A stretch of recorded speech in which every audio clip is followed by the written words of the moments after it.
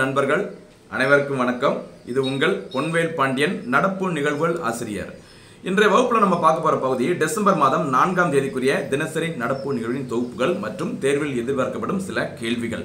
மறக்காம கேள்விகளுக்கு பதில் சொல்லி பாருங்க. மொத்த வீடியோவும் பார்த்துட்டு ஒரு நோட் போட்டு எழுதிக்கோங்க. தேர்வில் வெற்றி பெறுங்கள். ஆரம்பிக்கலாமா? டிசம்பர் 4 ஃபர்ஸ்ட் பாயிண்ட் என்ன அப்படின்னு சொல்லி பார்த்தீங்கன்னா, டோனி அப்போர்ட் செய்திகளை வந்திருக்கிறாங்க. யாரு என்ன அப்படிங்கிறத பார்க்கலாம். ஆஸ்திரேலியாவின் பிரதமர் ஸ்காட் மோரிசனின் சிறப்பு வர்த்தக தூதராக டோனி அப்போர்ட் நியமனம் செய்யப்பட்டுள்ளார். சரியா? நியமனம் செய்யப்பட்டுள்ளார் அப்படிங்கிறத வரும். அந்த எழுத்து தப்பா இருக்குது. சரியா? டோனி அப்போர்ட் வந்து அப்ப பார்த்தீங்கன்னா யாரு? தற்போது ஆஸ்திரேலியாவின் பிரதமராக இருக்கிற ஸ்காட் மோரிசனின் சிறப்பு வர்த்தக தூதர். ரீசெண்டாக பார்த்தீங்கன்னா அவங்க வந்து இந்தியாவிற்கு வருகை புரிந்து மத்திய வர்த்தகத்துறை அமைச்சர் பியூஷ் கோயலை சந்தித்து பேசியுள்ளார். இந்த டோனி அப்போர்ட் யார் அப்படின்னு பார்த்தீங்கன்னா, ஆஸ்திரேலியா நாட்டின் முன்னாள் பிரதமர் ஆவார். சரியா? முன்னாள் பிரதமர் டோனி அப்போர்ட். தற்போதைய ஆஸ்திரேலியா பிரதமர் யார் அப்படின்னு பார்த்தீங்கன்னா ஸ்காட் மோரிசன். மறந்துடாதீங்க, கன்ஃபியூஸ் ஆகக்கூடாது, கவனமாக இருக்குங்க. முன்னாள் பிரதமரான டோனி அப்போர்ட் தற்போதைய ஆஸ்திரேலியாவின் பிரதமராக இருக்கும் ஸ்காட் மோரிசனின் சிறப்பு வர்த்தக தூதராக நியமனம் செய்யப்பட்டுள்ளார். அவர் சமீபத்தில் இந்தியாவிற்கு வருகை புரிந்தார். செகண்ட் பாயிண்ட் பாருங்க.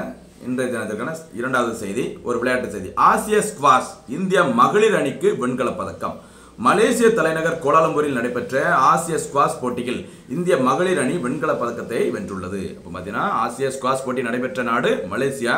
அந்த போட்டியில் பார்த்தீங்கன்னா இந்திய மகளிர் அணி பார்த்தீங்கன்னா வெண்கலப் பதக்கத்தினை வென்றுள்ளது. அடுத்த செய்தியில் ஒரு வலைத்தளம் தொடர்பாக பார்க்குறோம். Track child portal. காணாமல் போன குழந்தைகளை கண்டுபிடிப்பதற்காக ட்ராக் சைல்ட் போர்ட்டல் என்ற பிரத்யேக வலைதளத்தை மத்திய பெண்கள் மற்றும் குழந்தைகள் நல மேம்பாட்டுத்துறை அமைச்சகம் தொடங்கியுள்ளது. எந்த அமைச்சகம்? மத்திய பெண்கள் மற்றும் குழந்தைகள் நல மேம்பாட்டுத்துறை அமைச்சகமானது காணாமல் போன குழந்தைகளை கண்டுபிடிப்பதற்காக ஒரு ஸ்பெஷலாக ஒரு போர்ட்டலை வந்து ஸ்டார்ட் பண்ணியிருக்கிறாங்க. அந்த போர்ட்டலுக்கு வைக்கப்பட்ட பெயர் ட்ராக் சைல்ட் போர்ட்டல். ஓகேவா? தற்போது இந்த துறைக்கான மத்திய பெண்கள் மற்றும் குழந்தைகள் நல மேம்பாட்டுத்துறை அமைச்சராக இருப்பவர் யார் அப்படின்னு பார்த்தீங்கன்னா ஸ்மிருதி இரானி அவர்கள். அடுத்த செய்தியாக பார்க்க போறது பாருங்க. தமிழ்நாடு உத்தரப்பிரதேசத்தில் பாதுகாப்பு தளவாட வழித்தடங்கள். சரி, 2 மாநிலங்களில் பாதுகாப்பு தளவாட வழித்தடங்களை வந்து அமைக்க போறாங்க. அது தொடர்பான செய்தி தான் பார்க்க போறோம். பாருங்க, கடந்த 2018-19 பட்ஜெட்டில் 2 பாதுகாப்பு தளவாட வழித்தடங்கள் நாட்டில் அமைக்கப்படும் என அறிவிக்கப்பட்டது. இதன்படி இவை தமிழ்நாடு மற்றும் உத்தரப்பிரதேசத்தில் அமைக்க முடிவு செய்யப்பட்டது. எங்கெல்லாம்? தமிழ்நாடு மற்றும் உத்தரப்பிரதேசத்தில்.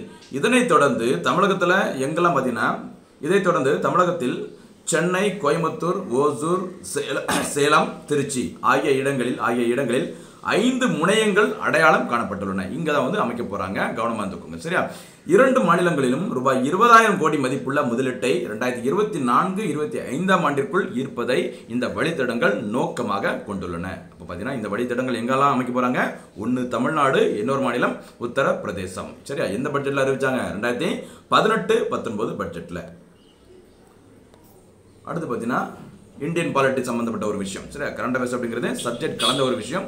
அது ஒரு உதாரணம் தான் இது. பாருங்க, மக்களவையில் 153 தனிநபர் மசோதாக்கள் தாக்கல் செய்யப்பட்டது. ஓகேவா? பாருங்க, தனிநபர் மசோதா என்னன்னு சொல்லி பாருங்க. நாடாளுமன்ற கூட்டத்தொடர் நடைபெறும் போது ஒவ்வொரு வெள்ளிக்கிழமையும், சரியா, ஒவ்வொரு வெள்ளிக்கிழமையும் மறந்துடாதீங்க, ஃப்ரைடேல, சரியா, எவ்ரி ஃப்ரைடேல அமைச்சர்கள் அல்லாத தனிநபர்கள் மசோதாக்களை தாக்கல் செய்வதற்கு நேரம் ஒதுக்கப்படுவது வழக்கமாகும். சரியா? அதாவது பார்த்தீங்கன்னா தனிநபர் மசோதா அப்படிங்கிறது வழக்கமாக அமைச்சர்கள் தான், மசோதா அப்படிங்கிறது பார்த்தீங்கன்னா வழக்கமாக அமைச்சர்கள் தான் பார்த்தீங்கன்னா தாக்கல் செய்வாங்க. அமைச்சர்கள் அல்லாத தனிநபர்கள் பார்த்தீங்கன்னா பாராளுமன்றத்தில் அந்த மசோதாக்களை வந்து தாக்கல் செய்வதற்கு ஒரு நேரம் ஒதுக்கப்படும். எப்போ? அந்த நாடாளுமன்ற கூட்டத்தொடர் நடைபெறுகிற அந்த வாரத்தில் வரும் வெள்ளிக்கிழமை அன்று. ஓகேவா? பாருங்க, அதன்படி உங்களுக்கு தெரிஞ்சிருக்கும். இப்போ ரீசெண்டாக பார்த்தீங்கன்னா மழைக்கால நாடாளுமன்ற கூட்டத்தொடர் நடைபெற்று வருகிறது.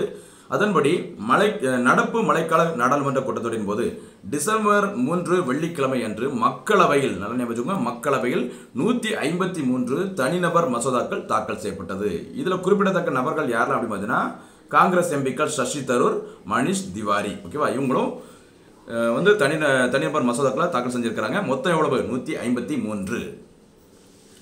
இதுல ஒரு விஷயம் பாருங்க.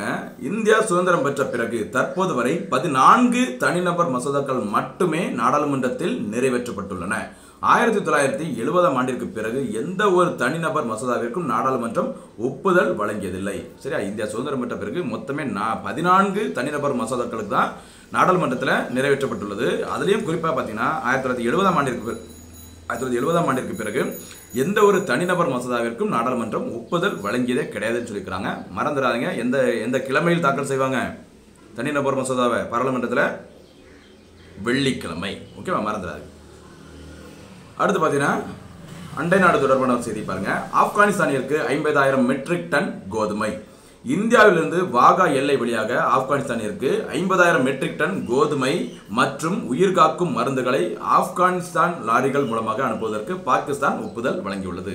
ஏற்கனவே பார்த்தீங்கன்னா ஆப்கானிஸ்தான் நிலவர அந்த பொருளாதார சூழ்நிலை காரணமாக, அரசியல் சூழ்நிலை காரணமாக இந்தியா வந்து பார்த்தீங்கன்னா ஆப்கானிஸ்தான் நாட்டிற்கு 50,000 மெட்ரிக் டன் கோதுமையை வழங்குவதாக அறிவித்திருந்தது. அதை பார்த்தீங்கன்னா பாகிஸ்தான் நாட்டு வழியாக தான் வழங்க முடியும். சரியா, ஃபர்ஸ்ட் வந்து பாகிஸ்தான் வந்து இதுக்கு வந்து ஓகே சொல்லியிருந்தாங்க, அதுக்கப்புறம் மறுப்பு தெரிவிச்சிருந்தாங்க. இப்போ ரீசெண்டாக பார்த்தீங்கன்னா ஆப்கானிஸ்தான் லாரிகள் மூலமாக நாங்கள் இந்த கோதுமை எடுத்துகிட்டு வரோம் அப்படிங்கிற மாதிரி சொன்னதுக்கப்புறம் இதற்கு பாகிஸ்தான் தற்போது ஒப்புதல் வழங்கியுள்ளது. அப்போ ஆப்கானிஸ்தான் நாட்டிற்கு இந்தியா எத்தனை டன்? 50,000 மெட்ரிக் டன் கோதுமை மற்றும் உயிர்காக்கும் மருந்துகளை எந்த நாட்டின் வழியாக வழங்குகிறது? பாகிஸ்தான். அடுத்து ஒரு நியமனம் தொடர்பானது. IMF அமைப்பின் துணை நிர்வாக இயக்குனர் கீதா கோபிநாத். சர்வதேச நிதியத்தின் முதல் பெண் தலைமை பொருளாதார நிபுணரான இந்திய வம்சாவளியை சேர்ந்த கீதா கோபிநாத் IMF அமைப்பின் துணை நிர்வாக இயக்குநராக பதவி உயர்வு பெற்றுள்ளார். தற்போது IMF அமைப்பின் தலைமை பொருளாதார, அதாவது முதலாவது பெண் தலைமை பொருளாதார நிபுணராக ஆலோசகராக இருப்பவர் யார் அப்படின்னு பார்த்தீங்கன்னா கீதா கோபிநாத். அவர் வந்து இந்திய வம்சாவளியை சேர்ந்தவர். அவங்களுக்கு ரீசெண்டாக வந்து ஒரு பதவி உயர்வு கொடுத்துருக்காங்க. என்ன போஸ்டிங் கொடுத்துருக்காங்க அப்படின்னு சொல்லி பார்த்தீங்கன்னா IMF அமைப்பின் இன்டர்நேஷனல் மானிட்டரி ஃபண்டுன்னு சொல்லுவாங்க இல்லையா, அந்த IMF அமைப்பின் துணை நிர்வாக இயக்குநராக பதவி உயர்வு வழங்கப்பட்டுள்ளது. IMF அமைப்பின் தலைமையிடம் எங்க இருக்கு அப்படின்னு பார்த்தீங்கன்னா வாஷிங்டன்ல இருக்கு. இங்க வாஷிங்டன்ல இருக்குது. IMF அமைப்பின் தலைமை பொறுப்பை சமீபத்தில் தற்போது ஏற்றுள்ளவர் யார் அப்படின்னு பார்த்தீங்கன்னா கிறிஸ்டலினா ஜார்ஜிவா. IMF அமைப்பின் தலைவர். கீதா கோபிநாத் IMF அமைப்பின் துணை நிர்வாக இயக்குனர். அடுத்து பார்த்தீங்கன்னா ஒரு விருது, கபீர் புரஸ்கார் விருது. இந்த விருது யாருக்கு வழங்குவாங்க, என்ன காரணத்திற்காக வழங்குவாங்க அப்படிங்கிறத இதில் சொல்லியிருக்கோம் பாருங்க. ஒரு ஜாதி, சரி, ஒரு ஜாதி இனம் வகுப்பை சார்ந்தவர்கள் பிற ஜாதி இன வகுப்பை சேர்ந்தவர்களையோ அல்லது அவர்களது உடைமைகளையோ வகுப்பு கலவரத்தின் போதோ அல்லது தொடரும் வன்முறையின் போதோ காப்பாற்றியது வெளிப்படையாக தெரிகையில் அவரது உடல் மற்றும் மன வலிமையை பாராட்டும் வகையில் கபீர் புரஸ்கார் விருது தமிழக முதல்வரால் குடியரசு தின விழா அன்று வழங்கப்படுகிறது. இப்போ பார்த்தீங்கன்னா கபீர் புரஸ்கார் விருது தமிழக அரசினால் எப்போ வழங்கப்படும்? குடியரசு தின விழாவின் போது. யாருக்கு அப்படின்னு பார்த்தீங்கன்னா ஒரு குறிப்பிட்ட ஜாதி இன வகுப்பை சேர்ந்தவர்கள், அவங்கள பார்த்தீங்கன்னா பிற ஜாதியை சேர்ந்த ஒரு நபர் வகுப்பு கலவரத்தின் போதோ அல்லது தொடரும் வன்முறைகளின் போதோ காப்பாற்றியது வெளிப்படையாக தெரிஞ்சிருந்ததுன்னா அவங்களுடைய உடல் மற்றும் மன வலிமையை பாராட்டும் வகையில் தான் இந்த கபீர் புரஸ்கார் விருது வழங்கப்படுகிறது. எப்போ? குடியரசு தின விழாவின் போது. அடுத்து பார்த்தீங்கன்னா அடுத்த செய்தி பாருங்க. மாற்றுத்திறனாளிகளுக்கு சிறப்பாக சேவை வழங்கியதற்கான விருது. உங்களுக்கு தெரிஞ்சிருக்கும், சர்வதேச மாற்றுத்திறனாளிகள் தினம் டிசம்பர் 3. ஓகேவா, பாருங்க, அது தொடர்பான ஒரு செய்தி. நாட்டிலேயே மாற்றுத்திறனாளிகளுக்கு சிறப்பாக சேவை வழங்கியதற்காக தமிழகத்திற்கு முதல் மாநில விருதை குடியரசுத் தலைவர் ராம்நாத் கோவிந்த் தமிழக சமூக நலத்துறை அமைச்சர் பி கீதா ஜீவனிடம் வழங்கினார். டிசம்பர் 3 சர்வதேச மாற்றுத்திறனாளிகள் தினம். அதை முன்னிட்டு நாட்டிலேயே மாற்றுத்திறனாளிகளுக்கு சிறப்பாக சேவை வழங்கியதற்காக தமிழ்நாட்டிற்கு முதல் மாநில விருதினை குடியரசுத் தலைவர் ராம்நாத் கோவிந்த் வழங்கியிருக்கிறாங்க. இந்த விருது யார்கிட்ட கொடுத்தாங்க அப்படின்னு பார்த்தீங்கன்னா தமிழக சமூக நலத்துறை அமைச்சராக இருக்கும் பி கீதா ஜீவன். அதே மாதிரி பாருங்க, மத்திய அரசின் சமூக நீதி மற்றும் அதிகாரமளித்தல் துறை அமைச்சகத்தின் சார்பில் 2020ஆம் ஆண்டிற்கான மாற்றுத்திறனாளிகளுக்கு அதிகாரமளித்தலுக்கான தேசிய விருது வழங்கும் விழா எங்கு நடைபெற்றது அப்படின்னு பார்த்தீங்கன்னா டெல்லியில் உள்ள விஞ்ஞான் பவன். சரியா, எந்த தேதியில? டிசம்பர் 3. டிசம்பர் 3 உங்களுக்கு தெரிஞ்சிருக்கும், சர்வதேச மாற்றுத்திறனாளிகள் தினம். இது மட்டும் இல்ல, பாருங்க, அப்போது மாற்றுத்திறனாளிகளுக்கான மறுவாழ்வு சேவைகளை வழங்குவதில் நாட்டிலேயே சிறந்த மாவட்டமாக சேலம் மாவட்டம் தேர்ந்தெடுக்கப்பட்டு விருது வழங்கப்பட்டுள்ளது. சரி, அப்போ 2020ஆம் ஆண்டிற்கான இந்த மாற்றுத்திறனாளிகளுக்கு சிறப்பான ஒரு சேவை ஆற்றியதற்காக நாட்டிலே சிறந்த மாவட்டமாக தேர்வு செய்யப்பட்டது சேலம் மாவட்டம். மறந்துடாதீங்க. அடிஷனல் ஒரு நியூஸ், மாற்றுத்திறனாளிகளுக்காக தமிழக அரசு ரைட்ஸ் என்ற திட்டத்தை செயல்படுத்தி வருகிறது. சரி, மாற்றுத்திறனாளிகளுக்கு தேவையான எல்லா உதவிகளும் தேவைகளும் நிறைவு செய்வதற்காக தமிழக அரசு ஒரு திட்டத்தை அறிவிச்சிருந்தாங்க. அதற்கு வைக்கப்பட்ட பெயர் ரைட்ஸ் என்பதாகும். சரி, அடுத்து பாருங்க, இது வந்து நேஷனல் லெவலில். அடுத்து நம்ம தமிழ்நாடு அளவில் பார்த்தீங்கன்னா மாற்றுத்திறனாளிகள் நலனிற்காக பணிபுரிந்ததற்கான விருதுகள். சரியா, மாற்றுத்திறனாளிகள் நலனிற்காக பணிபுரிந்ததற்கான சிறப்பு விருதுகள். மாற்றுத்திறனாளிகளின் நலனிற்காக பணிபுரிந்தவரை கௌரவிக்கும் வகையில் தமிழக முதல்வர் மு.க. ஸ்டாலின் விருதுகளை வழங்கினார். அதன் விவரங்கள் பின்வருமாறு. யாருக்கெல்லாம் விருது வழங்கியிருக்காங்க அப்படின்னு சொல்லி பார்த்தீங்கன்னா, சிறந்த சமூக பணியாளர் விருது யாருக்கு வழங்கப்பட்டுள்ளது அப்படின்னு சொல்லி பார்த்தீங்கன்னா ஸ்மிதா சாந்தகுமார். சிறந்த, அதாவது மாற்றுத்திறனாளிகளுக்கு சேவையாற்றியதற்கான சிறந்த நிறுவனம் எது அப்படின்னு சொல்லி பார்த்தீங்கன்னா சப்தகிரி மறுவாழ்வு அறக்கட்டளை அமைந்துள்ள மாவட்டம் விருதுநகர். அடுத்து சிறந்த ஆசிரியர்கள். சரி, மாற்றுத்திறனாளிகளுக்கு சிறப்பாக கல்வியை கற்பித்ததற்காக சிறந்த ஆசிரியர்களுக்காக தேர்வு செய்யப்பட்டுள்ளவர் யார் அப்படின்னு பார்த்தீங்கன்னா, ஒருத்தங்க வந்து ரா ஜெயந்தி, இன்னொருத்தங்க பார்த்தீங்கன்னா மாரியம்மாள். அடுத்து கடைசி பகுதியாக இன்றைய தினத்திற்கான கேள்விகள், டிசம்பர் 4ஆம் தேதிக்குரிய கேள்விகள். முதலாவது கேள்வி என்ன அப்படின்னு சொல்லி பார்த்தீங்கன்னா, கபீர் புரஸ்கார் விருது எதற்காக வழங்கப்படுகிறது, என்ன காரணத்திற்காக கபீர் புரஸ்கார் விருது வழங்கப்படுகிறது? இரண்டாவது கேள்வி, எந்த அமைப்பின் துணை நிர்வாக இயக்குநராக கீதா கோபிநாத் நியமிக்கப்பட்டுள்ளார்? ஓகேவா. அடுத்து மூன்றாவது கேள்வி, ட்ராக் சைல்ட் என்ற வலைத்தளத்தை எந்த அமைச்சகம் தொடங்கியுள்ளது?